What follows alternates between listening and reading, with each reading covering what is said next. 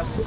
Казан Кремлина туристлар әнә шулай зур автобуслар белән дә төркем булып җыелып та килә. Монда кунакларның исәбе хисабы юк. Мы первый раз. Без Казанда беренче тапкыр. Безгә борынгы шәһәр генә түгел, һава торышы да бик ошый. Казан Кремленең һәр бинасына сокланабыз. Монда тарихи йортлар бик күп. Просто удивляет и радует. В Кремль пришли детям показать, чтобы посмотрели, как было устроено. Мечеть, альтернатива все-таки религия, чтобы понимали они. Дмитрий хатыны Мария һәм ике баласы белән Самарадан килгәннәр. Казанда еш булалар, фатирны алдан сөйләшкәннәр, шәһәр буйлап экскурсияләрдә йөриләр. Город комфортабельный, выделен. Шәһәр бик уңайлы, велосипед өчен юллар бар, коляска белән хәрәкәт итәргә дә җайлы. Гаилә белән сәяхәт итүчеләр аеруча күп. Алар өчен транспортның да төрлесе бар. Казан Кремле буйлап ат тарантасында әйләнергә мөмкин.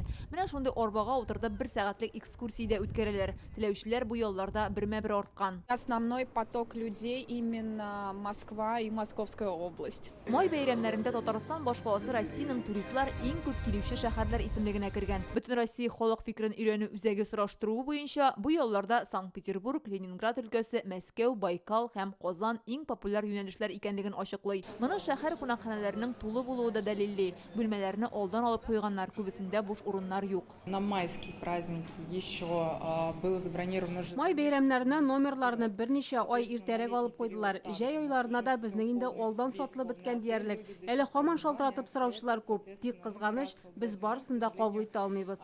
Всех принять мы не можем. Шәһәр үзәгендә кунакханә бәяләре бер көнгә 6000 сумнан башлана. Фатирларның да төрлесе бар. Кайда урнашуына карап 3000ннән алып 20000гә кадәр тора диләр. Туристлык юлламалары бәяләре дә аерыла.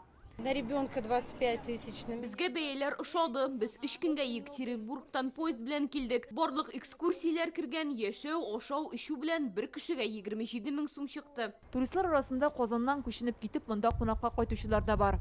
Минем майда туган көнем. Мин бик яратам безнең шәһәрне, Казанны. Мин үзем хәзер Кипрда торам. Май шундый ямьле, матур чак, бөтен нәрсә аппак, чәчәкләр дә шуңа күрә килдем. Мин дә ничек килмәскә? Майда буласы туган көнен билгеләп үтәр өчен Россиянең төрле төбәкләреннән иптәш кызларын Казанга чакырган ул. Талкыш кәләвә ашадык, кофе белән эчтек, аларга да бик ошады. Шәк-шәк, эчпочмак, кыстыбый, бик тәмне дип ашадылар. Әле үзләре белән дә пакетларга салып алып китәләр. Әгәр моннан 4-5 ел элек туристлар Казанга 1-2 көнгә генә килә торган булса, хәзер бер атнага килүчеләр арткан. Әле анда да барлык планлаштырганны карап бетереп булмый диләр. Шуңа кабат әйләнеп кайталар. Өлкәннәрне Казанның тарихи урыннары җәлеп итсә, балалар карусельләр, аквапарк, су көймәләрен сайлый. Гаилә белән ял итү өчен Казан менә дигән урын диләр. Фәрүзә Мәҗитова, Гадел Миндубаев, Яңа гасыр каналы.